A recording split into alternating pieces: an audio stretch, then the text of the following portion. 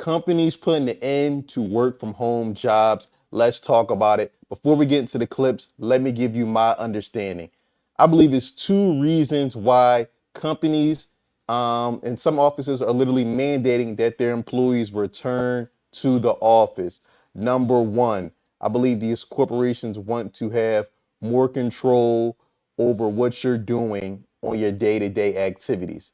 Number two, I believe a lot of people got on social media and ran their mouth about how laid back and how much more time they had working from home as opposed to their office. I mean, we've seen plenty of videos where people were literally taking naps, going to spa appointments, running errands while on the clock, and corporations do not like that because again, they want to squeeze every ounce of productivity out of you. Let's get into the clips. Listen here. Some of y'all are going to ruin work from home for all of us. And just because you don't care about your job don't mean that we don't. Some of y'all don't deserve to work from home. If you all make us get back in office because you want to play around, I'm going to have to see you for it. Why did I just get somebody calling my phone? And mind you, our team is not that big. She's like, yeah, somebody on your team I just spoke to, and when they answered the phone, there was no answer. And I said, okay, what did you hear? And she tells me, well, all I heard was couches moving and furniture moving, and it sounds like water was running. I'm like, oh, she's cleaning. I had to make up for this phone call some way, somehow, and like assure her like she ain't hear what she heard. Even though I was kind of like, if you would have heard my tone, you would have been like, girl, I know you lying. You only saying it to protect your teammate, which I was, but stuff like that gets reported because we have to document every single interaction. So what do I say to this? Like, what do I like put in the? Yeah, the person was calling because I don't like being put in these situations. I get it. We at home. It's easy to do what you want to do, but I do not abuse the power to work from home because I know I do not want to work in the office. But one thing about it is I want to make sure my work is done. Then we go into the meeting, the virtual meeting, and the same person is being called on in the meeting by our supervisor, right? And we get into the meeting and they call her name and she's nowhere to be found. I'm like, oh my gosh. And I know we're all at home like, girl, get on the mic. They're calling you. And they do this thing where if you don't say anything back within a certain amount of time, they just assume that you're not at your desk when it's time to be at your desk. If we end up having to go into this building, Again, this is a prime example of what I was talking about in the intro. You have people who are abusing the work from home privilege. Either they're not doing what they're supposed to be doing on while working from home, or they're on social media exposing how easy their work from home job is and how much time they have to do other things that are not work related. Listen to me. If you work from home, shut the fuck up about what you do all day, okay? Because some of us don't have that leniency that you have to work for 1 hour and then spend the rest of the day doing what the fuck you want to do and then have to come back to the computer. You motherfuckers are making it harder for us who work at home and don't have that privilege. Shut the fuck up about what you're doing when you work from home. Y'all making the block way too hot because y'all want to get paid for some engagement and some likes. Shut the fuck up, okay? We don't need that blog. The jobs don't need that blog. Shut up. Again, a prime example, when you have a good job, you know, decent pay, you're adequately compensated, not a super heavy workload. The best thing you could do is keep that to yourself, do your job, do what you're supposed to do, not going on to social media and bragging to the world about it. That's the worst thing possible. And honestly, I do think that has played a part in companies wanting people to go back into the office so they can ultimately have more control and oversight of what you're doing on a day-to-day basis. Invite to a meeting yesterday, and it's everybody in there, my boss, everybody. Okay, I'm thinking, oh my god, they're about to lay us off. The meeting is just about returning back to the office. So spoiler alert, I'm ready for a lot of content of me complaining about being in the office and a lot of work content. Anyway, so we get to this meeting And I see people that I don't normally see in the meeting. Like people I work with are in a different part of the country, and I'm like, okay, so I'm a hands-on deck meeting, and they're telling us, oh, we're doing a complete return back to office. Now, keep in mind, I already work a hybrid position, right? So I'm supposed to be in the office 2 days a week, and some people don't have to go in the office at all because my job doesn't.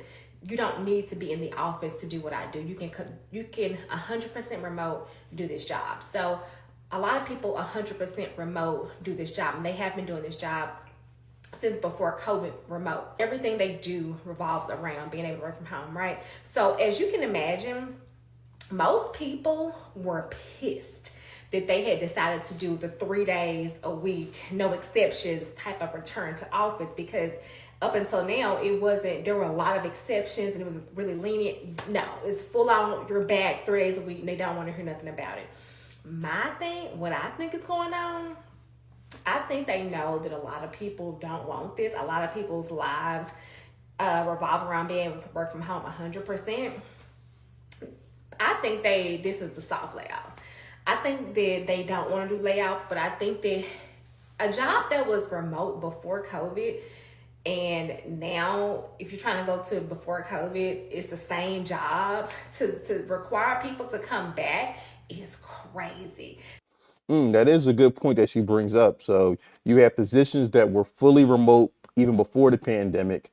Now these companies are forcing all their employees to come back to the office 100%. And maybe low key, these companies are not doing well. And as a way to get around maybe paying severance pay to these employees, you force everyone back to the office. And then some people just will totally outright reject it and quit and find other places to work, and you will not have to pay them. It's an interesting point. So this one girl in the meeting, she was like, this is my hero. She was like, basically, she's like, I think the timing is awkward that we're going back to the office, coming off the heels of our reviews, and they weren't good.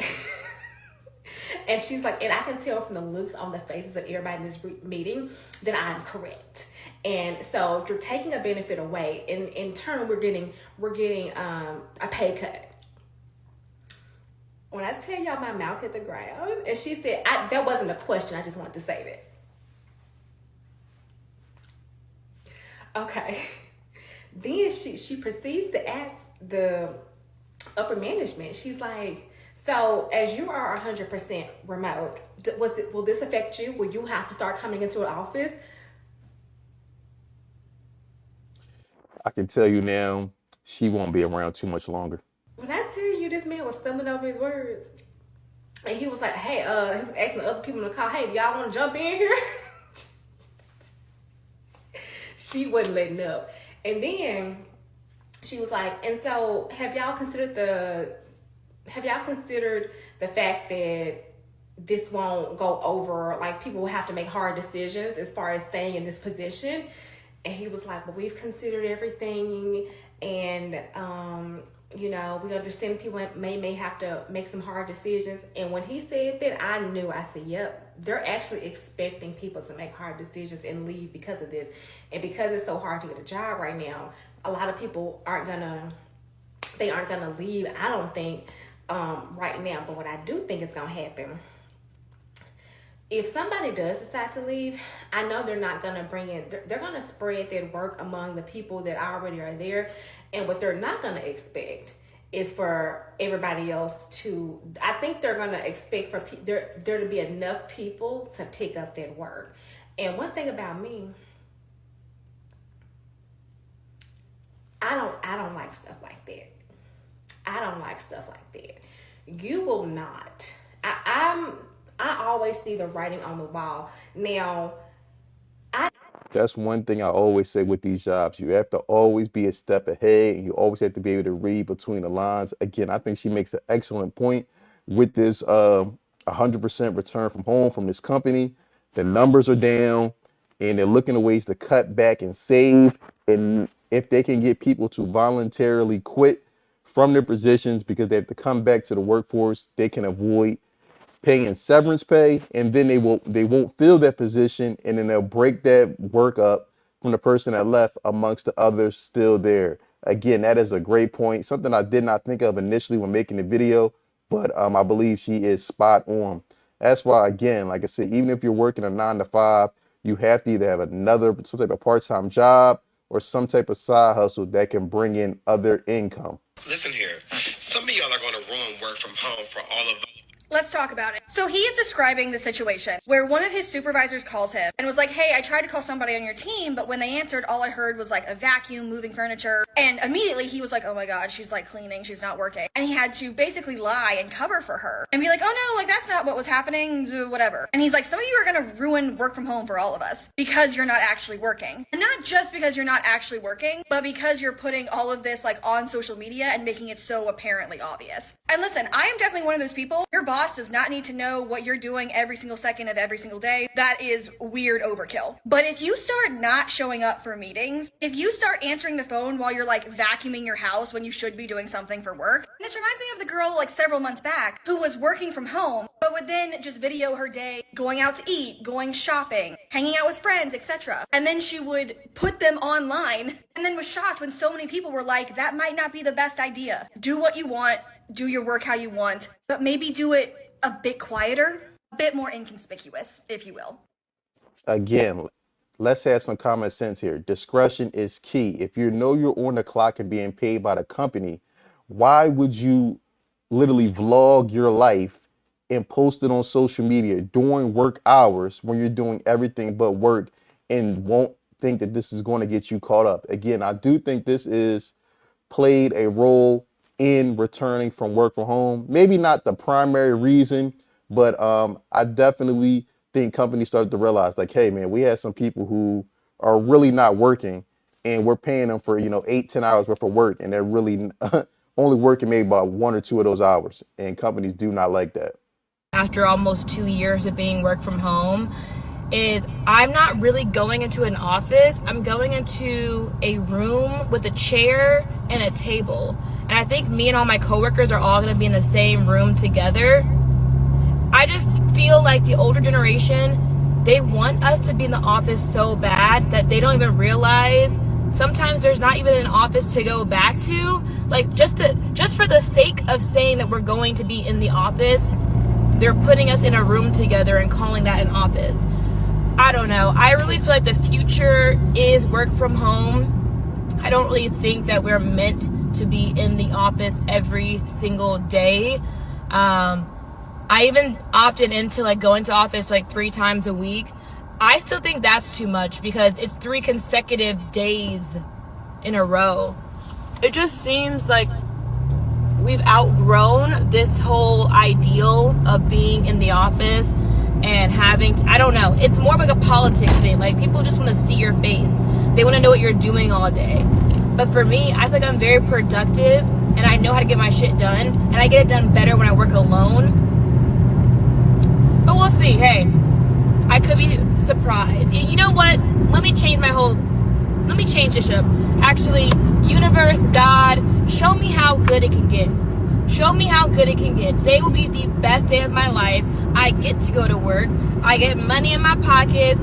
I have a car to drive. I have clothes to wear and a place to go. So yeah, I'm happy. Again, the long and short of it all boils down to control. A remote worker whose computer is monitored and you've considered using mouse moving technology to make it look like you're doing more work than you are when you're remote, you might want to listen to this. Wells Fargo has fired over a dozen staffers for simulating keyboard activity. This is also known as mouse moving technology. You can buy a mouse jiggler on Amazon for about $20, and it basically moves your cursor around for you so that you can step away from your computer. If for some reason your workplace is monitoring your activity on your work computer while you're working remote, this allows you to step away and make it seem like you are still working. I find it fascinating that Wells Fargo is monitoring employee activity and productivity on their work computers. But what I also find fascinating is that these staffers were in the wealth and investment management units. Like always, this tells us a lot about what's going on with the stock market right now. The market rally we're currently in has been so primarily driven by just a couple of AI stocks that I could see these individuals being like, there's just not much for us to do once we put our investment into the picks and shovels of AI. Like, we're good. But if you're gonna monitor me anyway, fine, I'll get this mouse moving thing. More seriously, I find this point from The Verge really interesting. This idea that as the mouse moving technology continues to improve, so does the detection technology. So just something to keep in mind. Be careful out there. Your employer might be able to catch you if you are utilizing this in your work from home activities. Again, like I said, this all comes back to the original point where employers have caught on to people not really working. Again, you have people literally purchasing a mouse that moves to simulate work activity. And again, like I said, it's literally a cat and mouse game as work from home employees get smarter about how to pretend like they're working. Companies and their technology to detect this type of finesse gets better as well. Return to office is literally layoffs in disguise, or quiet layoffs. Let me explain. Whenever they do a forced return to office, a small percentage of people at the company will end up quitting. This might be to do with someone not being able or willing to do the daily commute. It could also be because they are located out of state because the company was previously fully remote and they are not willing to uproot their family, sell a house, buy a new house, do all the things that are needed to relocate to work at the same company. Therefore, they're forced to quit. For the company, this is a great strategy. Number one, they don't get all the negative press and feedback from doing layoffs, particularly around the holiday time. And they also don't need to pay anybody that quits any type of severance as part of a layoff package. I've also seen a pattern of companies forcing people back to the office, and then if enough people don't quit, then they are still doing layoffs. I would love to be in the boardrooms of some of these companies when they make the decision. I can just see them smiling about it, going, wow, this is a really smart idea. Let me know what you think in the comments. Again, like I said, this kind of piggyback off the previous clip. This is very smart and